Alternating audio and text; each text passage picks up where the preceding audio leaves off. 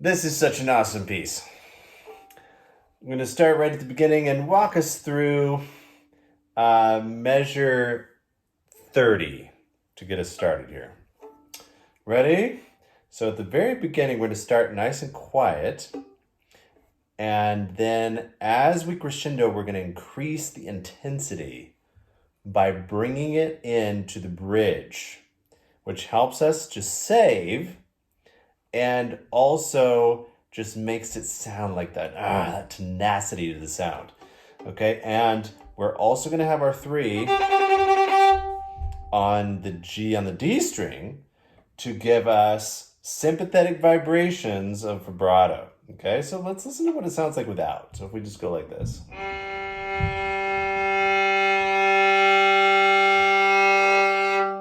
Like that. Or with the sympathetic vibration. Okay, let's see what that sounds like.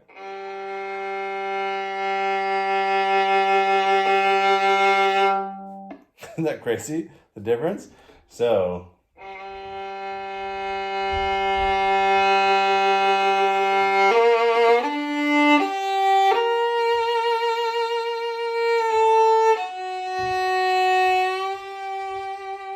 Okay, so you notice, you watch your bowings, right? Down, down, and then third position, and then we bend down, right? And then F sharp, slide up. This is obviously not Mozart, right? We are established well into the Romantic period, where emotions are much more emotive than in the classical period. Okay, so we slide up on that F sharp.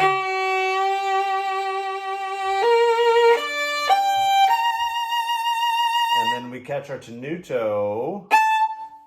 They have a staccato. I would put a tenuto there. So tenuto. Back to first position. Kill that A.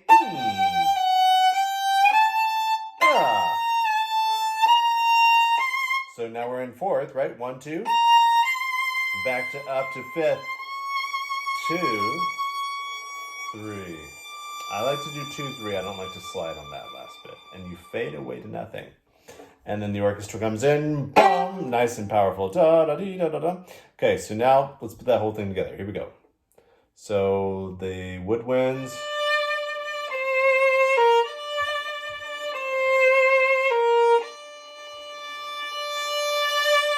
And then the violin.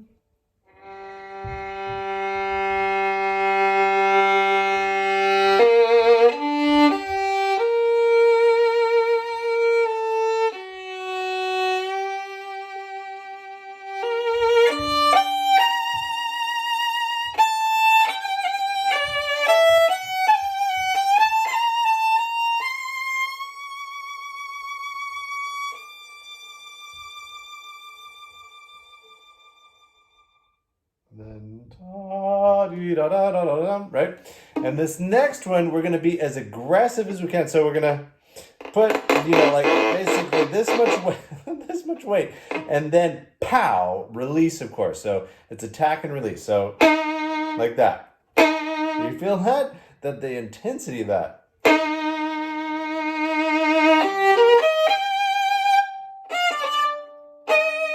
Okay, let's unpack that. So down, down, up, and we're using, we need more. We need more. I need like a 10-foot long bow, but I don't have it. So I'm going to use the whole bow for that one note, and then retake for my second note.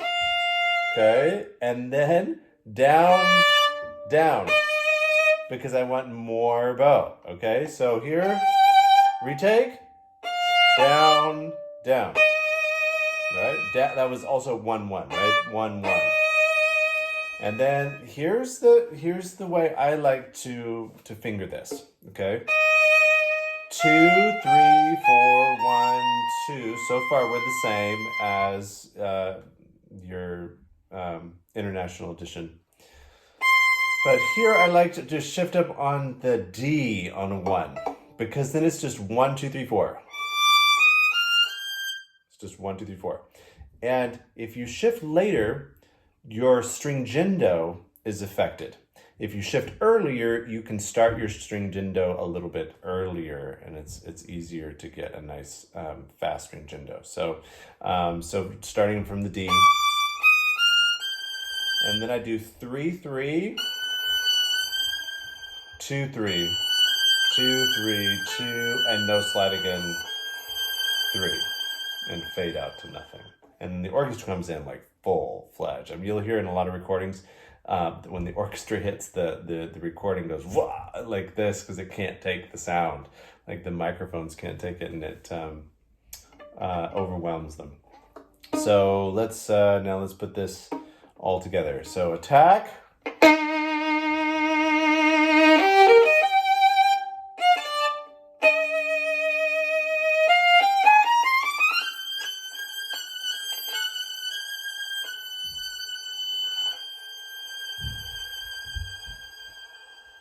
And then ba dee da ba dee da da 2 3 4 1 2 3 4 1 2 and 3 4 1 2.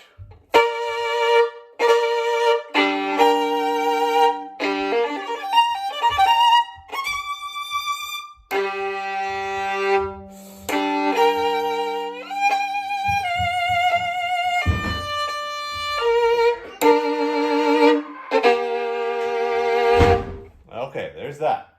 So now, Teddy Bear, I'm recording. Sorry, my bear. Okay. Teddy Bear's getting his violin. Okay. So the way we attack with this, you have to, it's marcato, you need to grab, and do you see how I'm smashing my bow all the way down? And then, of course, it's attack and release. So there you go, Teddy. Okay, and then this is very important after you get over the cuteness factor of Teddy. I learned this at a summer camp in Icicle Creek in the mountains of Washington near, it's near Leavenworth. Near Leavenworth, Washington. Very beautiful, I think it's a Bavarian town, but this is outside of that, Icicle Creek. Beautiful resort, sleeping lady. And the violinist taught me that, absolutely incredible violinist, taught me that your elbow needs to be in the position of the highest string that you're going to. So in this case, of course, it's E. So I'm going to be in the E position, and I'm going to pull with my back, pull down. So like that. And it just gives you so much more power, as opposed to doing like this, pull through, gives you a lot more. Okay, so attack, and then, okay, and then here you go through this 7-tuplet, and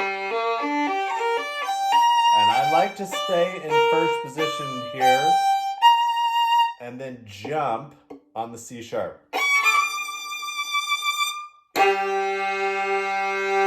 And I like to slap the G, like that. Some other people would like to attack that way. It's personal preference, okay? Okay, let's put this together. So,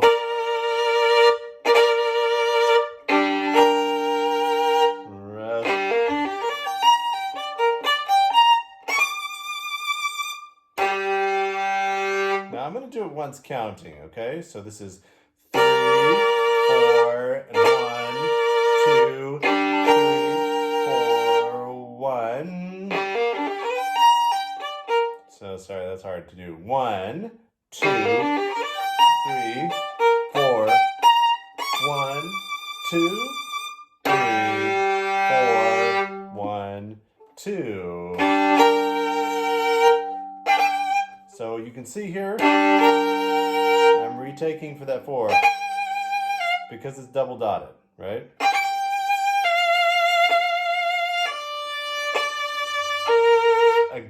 Aggressive here. This is a forzando. So always like to think about my pattern. So the 2 and 3, this feels like a half step. So I always just write in instead of the half step mark like this, I do a sideways one between the 2 notes. And, you know, it's obviously not a half step, but it feels like one on the violin. So then this is whole. Feels like a whole step. And then just move your 2 over to the D string and 1 and 2. Okay, next part. I like to do 1 and 2 here instead of 1 and 3. 1 and 2. Because, I'll show you, then I could use my 3 for the high note and get better vibrato. Right? Then if you were using 3 and 4, it wouldn't be as good. That's a better vibrato. And then here, back to first position, just for 2 notes. Third.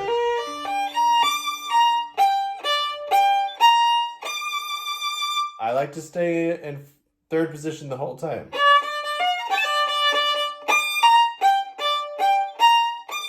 And then I jump.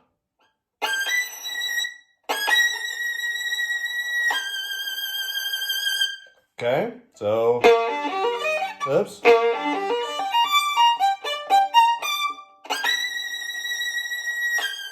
2, rest, rest, and then 1 and 3.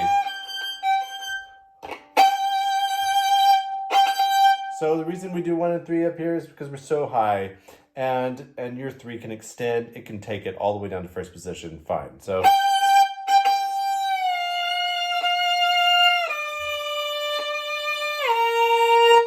right? And then back to normal position. Okay, there we are. We're through it. Have fun. It's a blast.